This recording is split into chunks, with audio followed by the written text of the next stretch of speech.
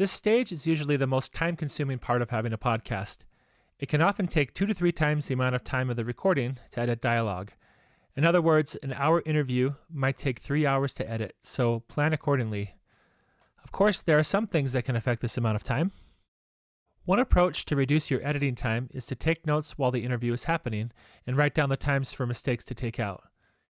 If you do this, I would just make sure that you're staying present during the interview and your mind isn't too focused on the technical side.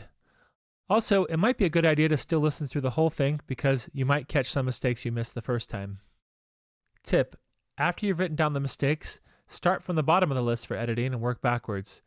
If you start at the beginning of your list for errors, the times will shift with each edit, making your notes inaccurate. You might also want to think a little bit ahead of time on how picky you want to be. Some people purposely do minimal editing to keep the conversation authentic and raw. If you feel this approach works for you and fits your podcast vibe and personality, then go for it. Personally, I usually like a more tight and polished approach. At minimum, take out the obvious things such as a loud cough, or if someone misspeaks and restarts the sentence, or extra long pauses where someone can't find the right word. I also usually take out almost all the ums. My rule of thumb is to try to keep the energy and momentum up. One isolated incident of isn't a big deal, but a bunch of them together can really slow things down.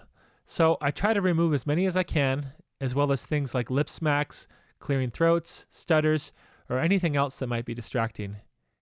It can really help make the person speaking sound more articulate and sharp.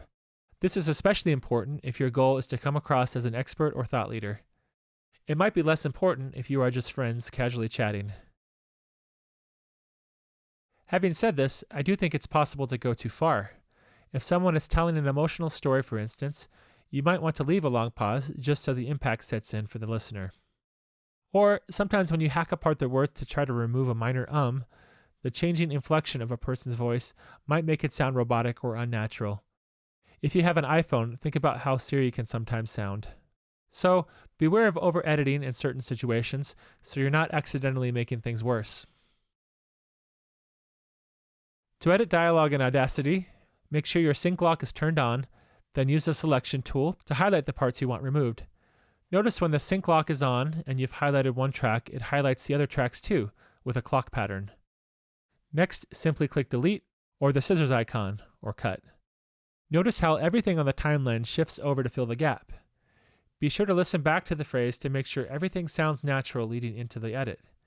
If it sounds off, click Undo and try again. It might be helpful to use the Zoom In tool.